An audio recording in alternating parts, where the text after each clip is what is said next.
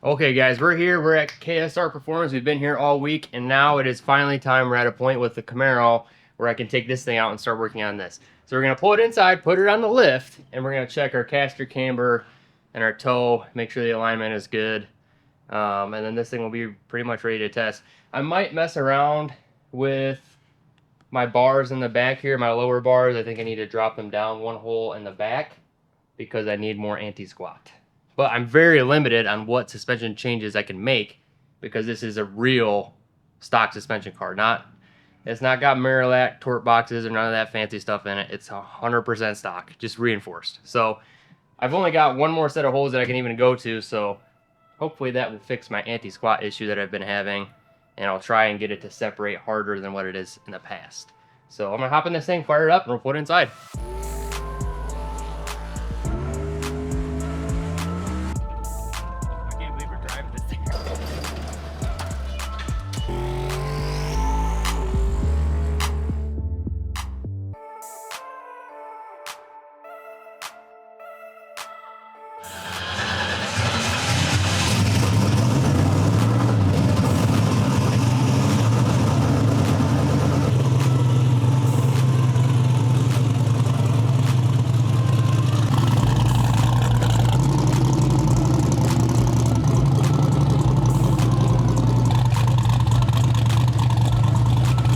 All right, so we're underneath the car. I don't think I've actually ever showed you guys what the suspension setup really looks like. I think we did a video a while ago on my dad's channel putting the UPR control arms in it.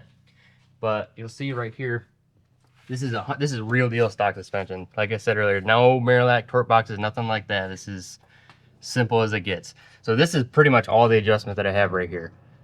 So like this hole, I believe would be the OEM hole. I've tried it here, still squats pretty hard. Moved it one more down, and it's still, I was actually texting back and forth with Nick Deal, and I had him run the numbers for me because I didn't have the program on hand. Yeah, according to Nick Deal, who I always have thought that he's been pretty good with suspension setup. So with your bars like the way they are pictured above, you have almost zero extension. So that is no bueno. And the only way I'm able to fix that is to move this one hole. So that's pretty much all the adjustment I got. Which it wasn't working terrible with it how it was, but I bet you we could make it work better just moving this one down. So that's what we're gonna do back here. And up front, you guys saw in the last video, we put in our new struts. I've got the compression and extension set roughly where they should be, front and rear, so those should be good. We just need to set the caster and the camber. So that's pretty much where we're at right now, but I gotta wait for some help because I'm not the suspension expert here, so.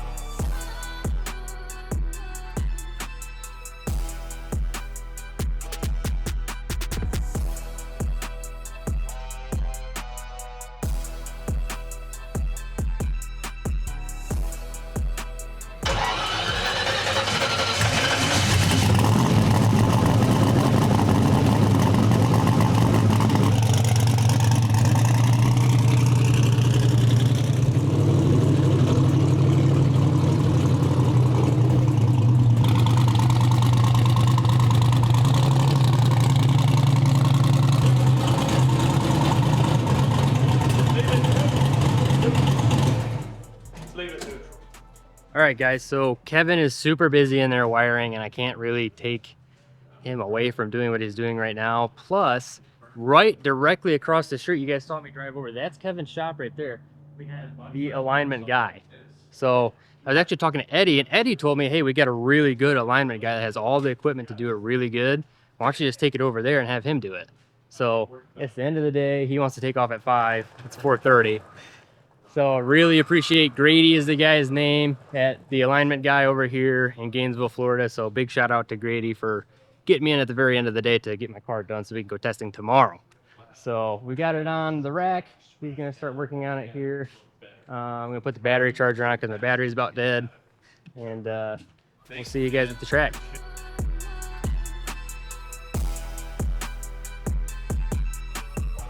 All right, everybody, we're here at Orlando Speed World, ready to test. So unfortunately, we were burning the midnight candle past midnight. It was almost a 24-hour shift.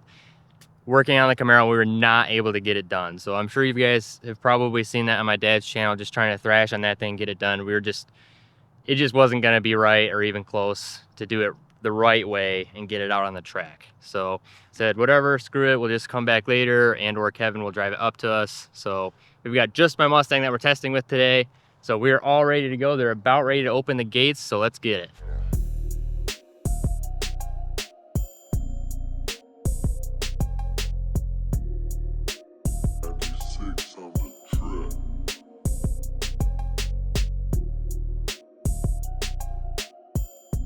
All right, guys, so we are ready finally to make our first pass down the track down here in beautiful Orlando, Florida. First pass ever with the nitrous on this thing, with the new converter stator in it. I don't know, we'll see what it does. I have no expectations really, other than it's gonna come up on the chip quick. And then with the new stator, it should 60 foot better. I won't have to leave on as much RPM and as much boost to get it to go what I want 60 foot wise. So it should be relatively conservative where it's at, but I guess we'll see. I don't know. It's with the new converter with the nitrous, it changes a bunch of things. So we'll see. We're ready to go up there.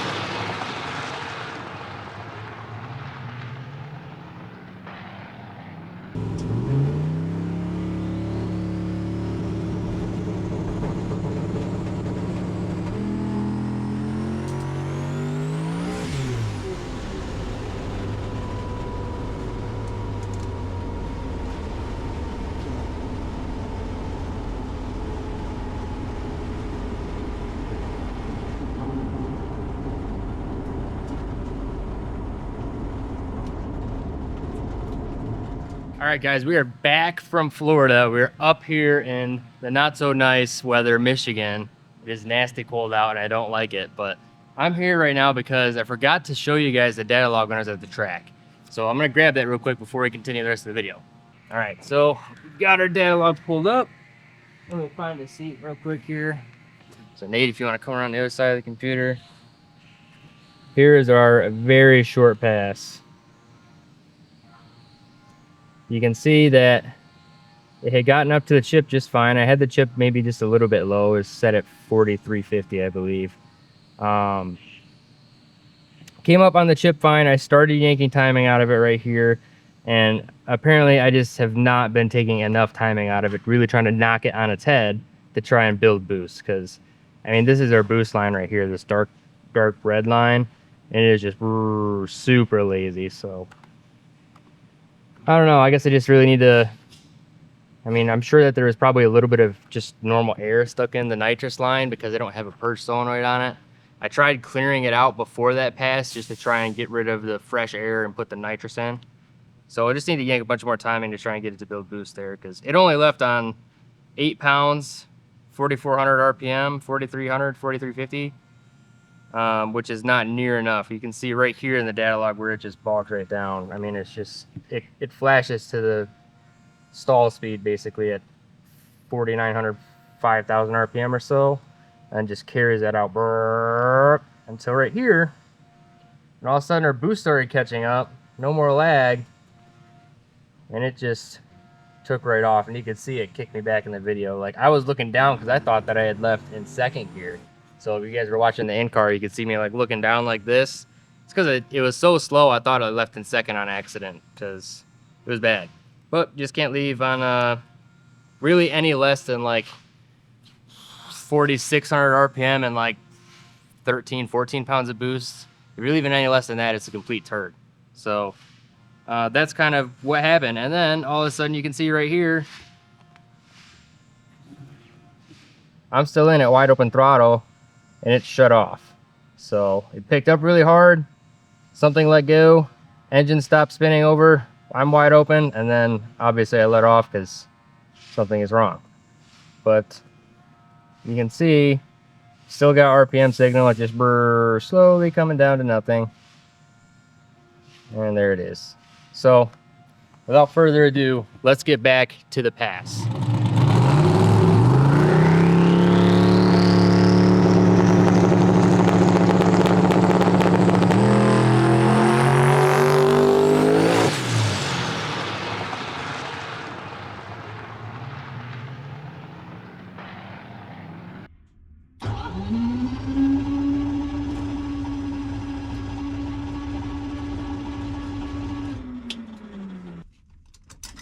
It's dead. No starting. Sounds like it's got a down hole too. I don't know what the deal is. Sounds different when it's rolling over. That means it's hurt usually. Yep, took off like a Crank it over. herd of turtles and then picked up, came into boost and whoop, shut right off.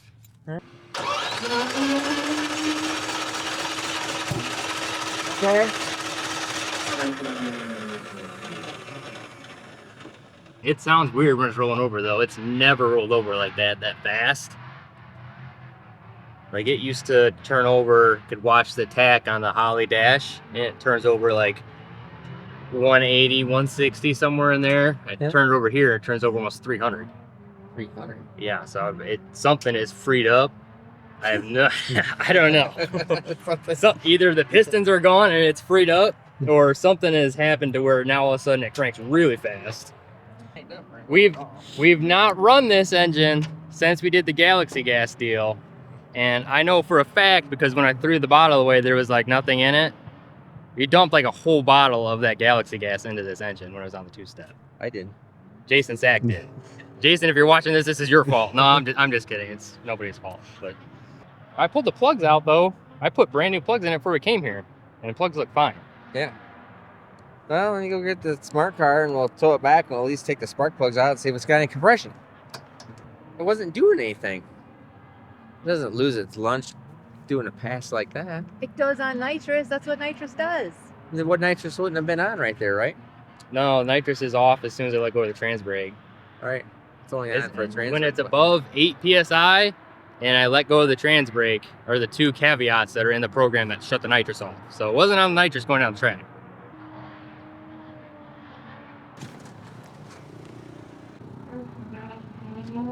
Yeah, I'm gonna start a towback company. That'd be cool. With this. With this car, duh. And then I can tow back all race cars, or cars that are broken, or cars that have some kind of weird problem. I can't hardly imagine that thing is broken. It doesn't make any sense at all. The way it just left, the way it did everything, can't be. Cannot imagine it. I wonder if it broke a timing chain. Yeah, that's what I was just telling Nate. And that would make sense, and why it rolls over like a dream. So easy, there's no spring All I got to do is take a valve cover off real quick and see if it broke. That would make sense.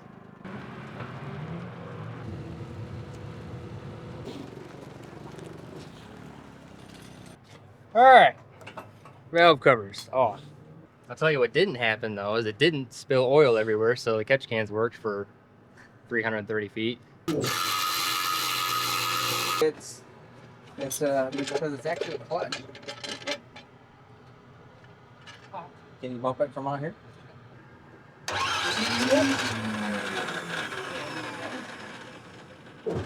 There's no movement. Before you hop in the comments and say, oh, it's a Ford, they're found on road dead. Hey, listen, all right? The only reason this thing is broken is because I'm too cheap to put a gesso belt drive on it. If you're trying to make do with cheaper parts, this is what happens. That's how it is. It's a budget build, yeah. I really did not think that was gonna happen. Because like the cam is like, it's a mild cam. It's got not crazy spring pressure. It's a 1.6 ratio rocker, so it's not. What's one of the most common things to break in an LS? Stock bottom end stuff. Stock engine stuff. Timing chains. Yeah. Those But this is a double those things roller. break. Those things break timing chains all the time. Sometimes it's them change this brake, but that's why we don't normally use them. I thought a double roller would be good enough. I mean, It's got 2 times the chance. yeah. Totally surprised they broke that. First pass too. And you know, I was thinking it to myself. I didn't say it out loud because when you say it out loud, that's when things happen. Is when I was driving around to the alignment guy, who shout out to him, he did a really good job. I drove straight. But when I was driving it over to the alignment guy and driving it back to Kevin, I was like, man, this thing like sounds really good, sounds smooth, clean, crisp. That's what I was telling Nate earlier. They run the best before they quit. It was obviously the nitrous that did that. Obviously. Obviously. It was getting rid of that wagon that really did it. Yeah. Oh my gosh, yeah. Mhm. Oh, I almost won the 2.4 hours of the mullet. And that was the highlight of the week. That was the highlight of the freaking week. We didn't get the Camaro to testing. Didn't even really make it past with this car, unfortunately, before it broke. But he got like 6th place in the mullets, right? 6? In my I personal was opinion, it's 6th. I was 6th. Heck of a day. I guess we're heading home early then.